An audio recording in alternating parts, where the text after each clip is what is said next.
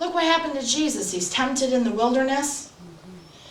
The devil didn't tell him the cost of the temptation. He just looked at him and said, took him up to the top of the temple and said, see all these kingdoms? I'll give them to you. Did you notice that Jesus didn't say those kingdoms belong to me, not you? The truth is, they didn't belong to Jesus at the time. He hadn't redeemed them. So Satan wasn't lying when he said, I could give these to you. He wasn't. Because at the time he could. But Jesus wouldn't go there because what he also didn't tell him is what it was going to cost him. When he lays something in front of you, he never tells you the cost, you guys. You know, you go to buy a vehicle, a brand new vehicle, the first thing that you look at is the cost, right? What is this going to cost me? You evaluate it. Okay, it's X amount of money every month, and this is what I have to pay. Well, then I have insurance. Is it worth it? If every time we had a major decision in our life, minor decision in our life, or had to really choose whether we were going to connect ourselves with something or be involved in anything in our life, we weighed it out like we did a new car, we would stop most problems in our life. Because we would weigh out the cost. What is this going to cost me? What am I aligning myself with?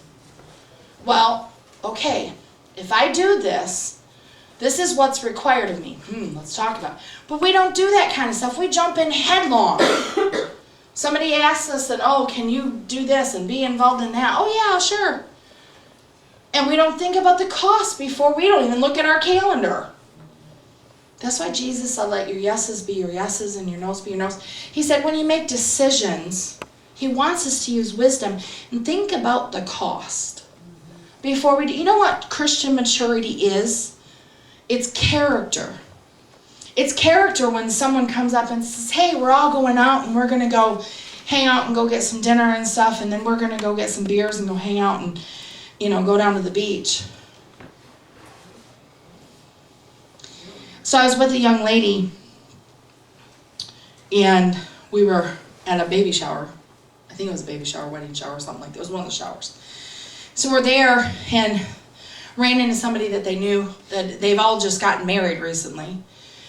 And it was one of those, oh, we need to connect, we need to get together. And she said something to her and said something about, oh yeah, and I'll have the guys bring the beers, all this stuff. Now these are people that we went to church with for years.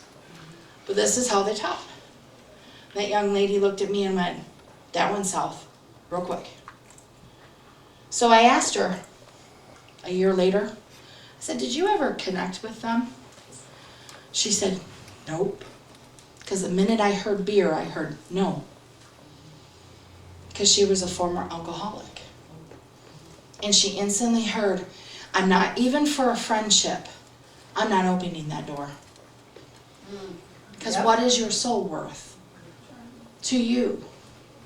What is it worth? See, that is where I found, and I looked at the person because I realized, that's where you grew. That's right where you grew. Right where Christian maturity and character came in and said, now you've made a change. Something has separated you. And you know what? People think that they're being a snot because they won't hang out with you. No, honey, they just become resolved. They're not going to get in your mess. Ooh, preach it, girl. They're not going there because they know what their soul is worth. Yeah, that's right. I am not going to have a friendship with the world that costs me my soul. It's not happening. And if that makes me have to stand alone, then it makes me stand alone. I don't care because I know who's with me. Yeah. But I'm not going to have friendship with the world to cost me my soul. And that's what Jesus is saying when he said this in these different verses that I read. Can you carry your cross? You guys, that's the part of Christianity we don't like. It's not pretty. We like the fluffy version. Come to Jesus. He's going to give you abundant life. It's all fluffy. But don't preach. Don't you dare preach to people that they're going to have to lay themselves down and sacrifice something. Don't you dare preach they're going to have to carry their cross. What if that cross gets too heavy for them to bear? Then he'll give you the strength to bear it. You know the old adage, God doesn't give you more than He can handle, is a lie. He doesn't give you what you can handle. He gives you what He can handle. Yep. Because He perfects His grace in you and your weakness. There's no way on this earth everything I've ever been through is something I could handle. Are you kidding me? It's what He could do in me. Pure and simple. But if at the beginning of my walk, you had told me and showed me everything I was going to have to go through and then asked me if it was worth it, I probably would have told you no. Because I didn't have the maturity at the beginning. My screen's being stupid. I didn't have the maturity at the beginning to see that even though you go through all of these things, the key is He never leaves you. The key is He always gives you the strength to get through it. He walks with you. You never really carry that cross alone because He's carrying it with you too. But you still got to carry it. That's the part of Christianity that isn't fun. But the world makes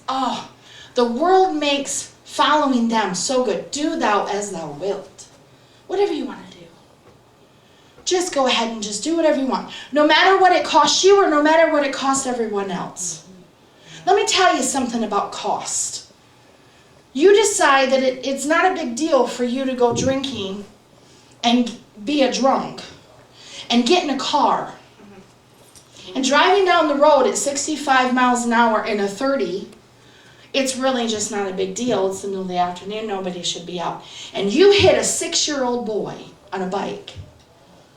Let me talk about the cost of your decisions. Do thou as thou wilt. And follow the world. Because he's laying in a bed less than 2 miles down the road. And I deal with him all day long. Every day and have for 20 years. My husband's family has gone through that. Someone's decision to do thou as they wilt. And what did it cost? I don't know where that man is. He's living his life because he got a little slap on the hand. He didn't end up in jail. But John has had to live with that his whole life. Someone else's decision.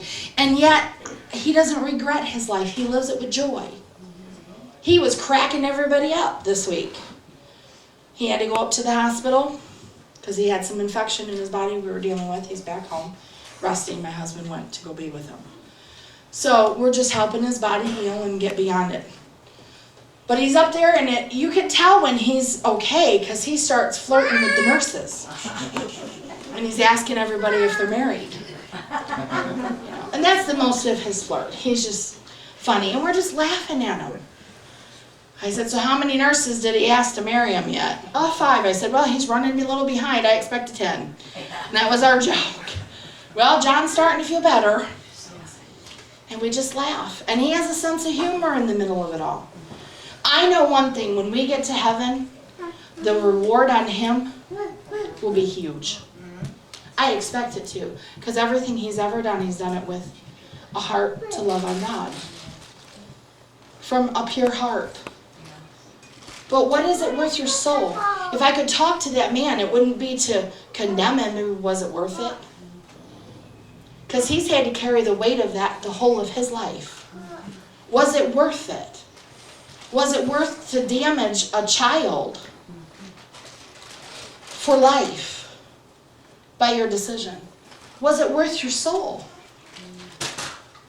We sometimes don't think about those little things. Well, it's just little. The little things are big things, you guys. Is it worth it?